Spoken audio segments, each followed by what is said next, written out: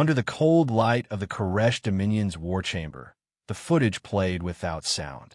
Cities smoldered in the background. The shapes of human war machines lay fractured and still. Around the central holodeble, alien officers observed with clinical detachment, their narrow eyes reflecting the shifting blue of tactical overlays. For them, this was not conquest, it was sanitation. Humanity was an infection removed from the galactic stage. Zrethkar, supreme strategist of the Dominion, gestured to freeze the image on a single figure moving through smoke. The alien's voice was as smooth and sharp as obsidian. There, the anomaly. The still frame showed a human clad in curved plates of black armor, a slender blade in hand. Around him, the bodies of Dominion soldiers lay in unceremonious heaps. To the Koresh, it looked like some ritual play, a primitive spectacle before death. "It is ceremonial," said one general, her frilled neck folding with disinterest. "Not combat." Zrethkar's mandibles twitched faintly. "Ceremonial or not, it kills my soldiers. Have it eliminated." Half a world away, in the ruins of Kyoto, Captain Renjiro Takeda adjusted the strap of his Dumaru breastplate. The plates were old in design, but new in construction, forged from scavenged carbon composites and alien alloys hammered into form by his own hands. His armor was not an affectation, it was a declaration. Each dent and scorch mark was a word in a language the Koresh could not yet read. The katana at his side was older than the Dominion's arrival, its steel reborn under his file and stone, the edge fine enough to shear through an alien's visor before they could blink. He had been a soldier in the Japan self-defense forces before the sky burned. Now, he was something else, something the Dominion's orderly minds could not place on their charts. The subterranean station was dim and warm with the breath of too many bodies packed too close. His guerrilla cell, what remained of the resistance in this part of the continent, watched him in the faint light of a battery lantern. Ava Moreno, barely 20 and already scarred, leaned against the wall with her rifle across her knees. "You know they've got plasma rifles, right?" she asked, nodding at his sword. Renjiro did not look up from checking the blade. "Good. Means they'll stand still to aim." The others chuckled, a sound as brittle as glass. Beneath it, their eyes stayed fixed on him. The armor, the calm, the way he carried himself, as if the day's fight had already been decided and all that remained was to walk toward it. Their mission tonight was a sweep and burn patrol, Koresh troops hunting for hidden shelters. Renjiro had watched them long enough to know their pattern. Precise, efficient, bound to the logic of their own predictability. That was why he could kill them. They emerged from the tunnels into the skeleton of the city. Once, Kyoto's imperial gardens had been a place of stillness. Now, the cherry trees were burned to black spines, their blossoms replaced with ash. A thin fog clung to the streets, swallowing the sound of their boots. The first Koresh formation appeared ahead, 6 soldiers in a perfect line, weapons sweeping with mechanical exactness. Renjiro motioned his people back into shadow, then stepped forward alone. The aliens saw him and hesitated for the space of a breath. Perhaps it was the strange armor, gleaming in firelight, or the absurdity of the naked blade. That hesitation was enough. He burst from the fog, faster than the weight of his armor should have allowed, cutting into their flank. A plasma shot lit the air beside him, searing past his cheek. The katana's edge struck first, shearing through the arm of one soldier, then pivoting to pierce the visor of another before the body had fallen. Helmet feeds from the Dominion squad would later show jerky frames. A human figure moving too close, too fast, the AI's predictive overlay flickering with errors. Subject engages at 3 meters. Strike speed exceeds recorded human average. Error. Adjusting, then static. Renjiro moved through them like a storm given human shape. He used the weight of a falling body to block a rifle's line, spun low, and cut clean through a leg joint. By the time the last soldier fell, the fog had thickened again, swallowing the fight like a dream that left only the smell of ozone and blood. Ava emerged from the shadows, her eyes wide. "Old man, you're going to get yourself killed." Renjiro wiped the blade on the fallen alien's cloak. "We all are," he said. "The point is when and for what. They stripped the weapons and armor, vanishing into the city before the next patrol arrived. Hours later, Renjiro knelt in what remained of a small wooden temple, its paper walls charred to lace. Through the broken roof, the sky was black with Dominion ships. He placed the katana across his knees and bowed his head, not in prayer. He had given those up long ago, but in memory, for the teacher who had shown him the way of the blade when swords were already obsolete, for the soldiers he had commanded in the first days of the invasion, for the civilians who had refused to leave their homes even when the streets ran with fire. The Koresh thought they were ending a species.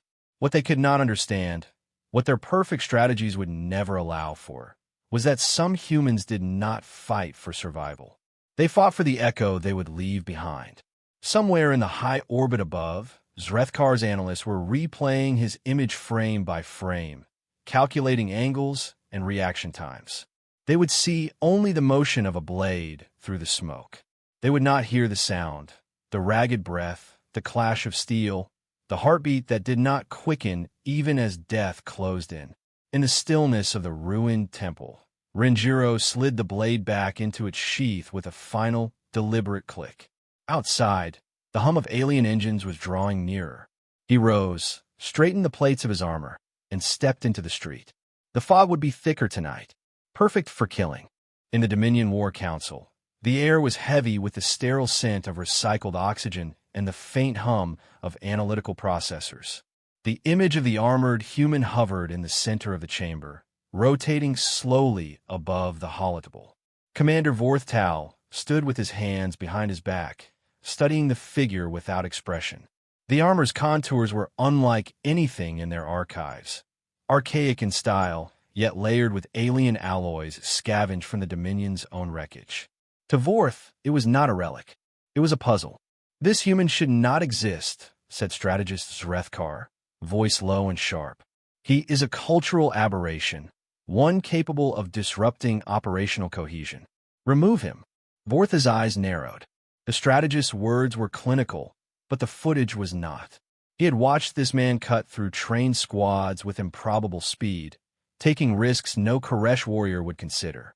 Each move was laced with something that resisted categorization, a refusal to fight within the lines of logic. It unsettled him, though he could not say why. Far below, in the collapsed undercity of Kyoto, Ava Moreno adjusted the bandage on her arm and muttered about the heat. Renjiro said nothing, his focus on the battered map spread before them. The Koresh were closing their net. Patrol patterns had shifted, more frequent, more heavily armed. They were adapting. "They're not just sweeping anymore," Ava said. "They're hunting." Renjiro's eyes lingered on the map's edge where a narrow street met the ruins of the Imperial Gardens. His mind traced routes, ambush angles, fallback positions. "Then we make them bleed for every step," he said. The plan was simple in outline, brutal in execution. The Koresh favored clean approaches, columns, formation discipline, minimal cover fire until contact. Renjiro would use that against them. Ava and two others would bait the patrol into the garden's dead zone while he lay in wait. That night, the moon was hidden, and the gardens were a landscape of skeletal trees and cracked stone paths. The air smelled of wet ash. Ava crouched in the open, rifle cradled, while the others shifted in the shadows. Soon, the faint blue glow of Koresh visors shimmered through the fog. 6 soldiers advanced, their formation unbroken, rifles sweeping in arcs. Ava fired first, one shot, loud enough to echo. The Koresh responded instantly, breaking into a calculated sprint toward her position. She dropped back behind a wall of broken masonry, drawing them deeper. Renjiro stepped from the gloom like a figure cut from the night itself. His blade moved before the first alien registered his presence, carving through a shield emitter. Sparks spat into the fog as the shield died, leaving the soldier exposed. Another came forward, rifle rising, but Renjiro was already inside his reach, blade twisting through the weapon's barrel before slashing upward. The Koresh fought with precision, every countermeasured, but it was useless against a rhythm that refused to be read. Renjiro changed pace without warning. lunging when retreat seemed likely, retreating when attack seemed inevitable. The soldiers faltered, their AI assistants blinking in and out as their predictive models failed. A shot tore into Renjiro's shoulder, staggering him. He turned with the force of the impact, using it to drive his knee into another soldier's midsection before his blade finished the work. "Captain!" Ava's voice cut through the din. She had taken a hit, nothing fatal, but enough to slow her. Two Koresh soldiers closed in on her position. Renjiro didn't hesitate. He abandoned his current opponent, sprinting toward her. It was a move no Koresh would have made, abandoning the kill to protect the wounded. The alien combat feeds caught it all. The human braking pattern, turning his back on an enemy, taking fire to reach one of his own. The action registered as illogical, even suicidal. Yet the footage ended the same way. Renjiro, standing over Ava, blade dripping, while the Koresh lay still. By the time the last soldier fell, the gardens were silent except for the sound of Ava's strained breathing. Renjiro helped her to her feet, steadying her with one arm. "You should have stayed behind," he said. "And let you have all the fun?" she managed, a faint smirk breaking through. They left quickly, vanishing into the city's wounds before reinforcements could arrive. Far above, Vorthtal studied the battle recordings with growing fascination. He replayed the moment when Renjiro had turned from his own kill to protect his comrade. Among the Koresh, that kind of choice was tactically indefensible. Yet in that choice lay something potent, a cohesion that seemed to make the human fight harder, move faster, endure longer. Zrethkar interpreted it differently. "It is sentiment," he said, dismissive, "a flaw to be exploited." But Vorth was not so certain. In the days that followed, Ava's broadcast went out across hidden channels. Grainy footage of the armored man cutting through Dominion soldiers. On slave worlds, in outlaw ports, in the quiet corners of Dominion cities, the image began to circulate. It spread not as military intelligence, but as a story.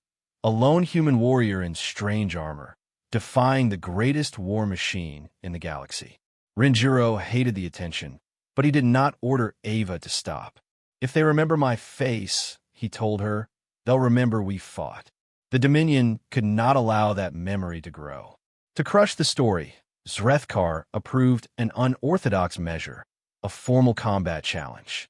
If the human could be destroyed in single combat before the galaxy's eyes, his legend would die with him.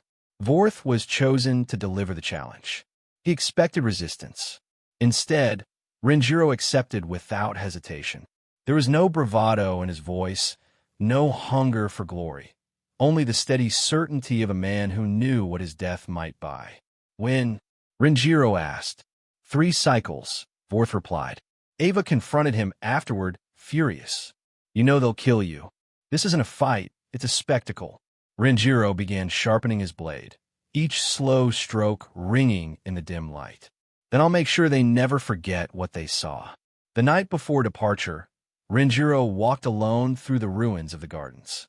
The fog was heavier than before, curling low around his armor. In the silence, he could almost hear the voices of those who had fought before him. The stubborn, the reckless, the doomed. Far above, in the war council chamber, Vorth watched the human's image one last time before the duel. For reasons he could not articulate, he felt something unfamiliar stir beneath his discipline. Not fear, not respect, something older. The Koresh believed they were summoning a man to die. What they had summoned instead was the sum of all his dead, walking toward them with a blade in hand. The arena hung in orbit above a dead moon, its surface a vast circle of alloy and polished stone. Around it, tiers of Dominion vessels formed a silent wall, their hull lights casting cold patterns across the dueling floor. The galaxy would watch this in real time. Every citizen, every slave, every rebel cell. This was to be the final page of a story the Dominion had not authorized, written in a language they believed they could erase. Renjiro stepped out from the gate, armor patched and burnished, each plate reflecting the sterile light. His gait was deliberate, the weight of his sword at his side matched by the quiet gravity in his eyes. He had no illusions about survival. He was here for impact, From the opposite side, Vorthal emerged in segmented armor of deep violet, a spear of radiant alloy in his hands. The Koresh commander moved like a drawn bowstring, controlled, coiled, precise. The crowd of alien officers in the observation decks did not cheer. Their silence was the Dominion's discipline. The two stopped 10 paces apart. The signal chime sounded, one resonant note that faded into the void.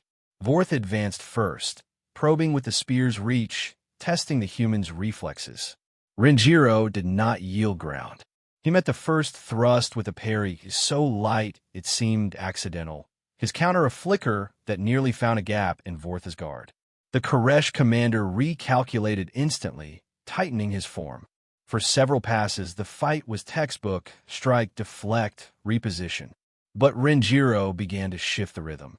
He lunged at improbable moments, retreated without reason, struck from angles no formal stance could predict. Each move forced Vorth's combat AI to revise its projections, the delays growing longer, more visible. Vorth's voice came low between exchanges. "Your style is chaos." Renjiro smiled faintly, teeth red with a cut inside his cheek. "It's human." The Koresh commander redoubled his assault, driving Renjiro back with a flurry of precise strikes. One found its mark, spear point piercing the seam under his arm. Pain flashed white, but Renjiro twisted with it, locking the shaft against his armor and wrenching it aside. The movement left him open. Vorth's follow-up slash tore through a section of his side plates, sending a ribbon of blood down his hip. The crowd leaned forward. The human was faltering. Renjiro steadied himself, breath slow. Pain was not new to him. He let it anchor him rather than hinder. He adjusted his grip, the katana's edge catching the light like a promise. When Vorth came again, Renjiro stepped into the attack, using his own body as bait. The spear grazed his ribs, fire tearing through flesh, but it brought Vorth close enough. The katana rose in a sharp arc, shearing through the joint of the alien's upper armor. Sparks burst from severed conduits. Vorth staggered, his grip weakening for a fraction of a second. That was all Renjiro needed. With a final surge, he drove the blade forward, through layered plating, into the commander's chest. Vorth's breath caught, his eyes wide, not with fear, but with the clarity of understanding. The spear fell from his hands. Renjiro held the blade there, leaning close enough for his voice to carry into Vorth's failing audio feed. Not the strongest, not the smartest, just the last to fall. When he withdrew the sword, Vorth collapsed to the floor, motionless. The arena was silent for a heartbeat. Then from across the galaxy, the reaction began, not in the observation decks, but in the millions of private screens, the hidden rooms, the slave barracks. The image of the human standing over the Dominion's chosen champion would not be contained. Renjiro knew his body would not hold much longer. The blood loss was too great. He straightened as much as his injuries allowed, turning to face the cameras. His armor was cracked, the plates dented, his sides slick with crimson. Yet in that moment, he looked unbroken. He let the katana rest point down on the alloy floor, his hands on the hilt. The words came steady, carried by every transmission channel. "Tell them we stood. Tell them we were here." The Dominion cut the broadcast mid-sentence, but the message had already escaped into 1,000 unauthorized streams. Zrethkar sat in the command gallery, his mandibles tight with controlled rage. "Erase this from official archives," he ordered.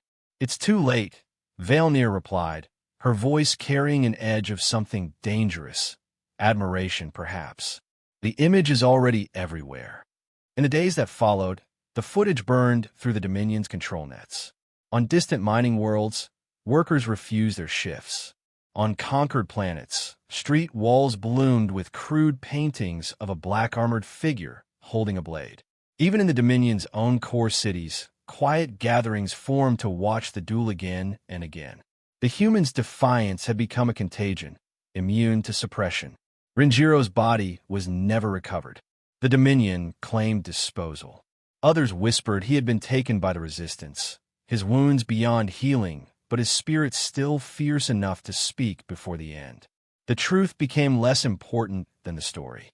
Vorthal was honored in the Dominion's military roles, but his final moments, the way his eyes had changed in the instant before death, were not recorded. Perhaps some things could not be archived without undermining the illusion of order. In the hidden networks, Ava Moreno played the duel again. She watched the moment he had stepped into the spear's path, knowing what it would cost. She heard his last words over and over, the quiet conviction behind them. The Koresh would never understand why he had accepted the challenge. She did. In the quiet, she whispered the line back to herself. Not the strongest, not the smartest, just the last to fall. From that single fire, others began to burn. The Dominion's perfect order began to fracture, not in battlefields, but in minds. On worlds they had ruled for centuries, people began to imagine saying no. The historian who would write of this duel decades later began his record with a simple statement. Humanity had not been the first species to challenge the Dominion, nor the most capable. But they had been the first to teach the galaxy that defiance could outlive the body that carried it. And somewhere, in the uncounted shadows of occupied space, someone took up a blade.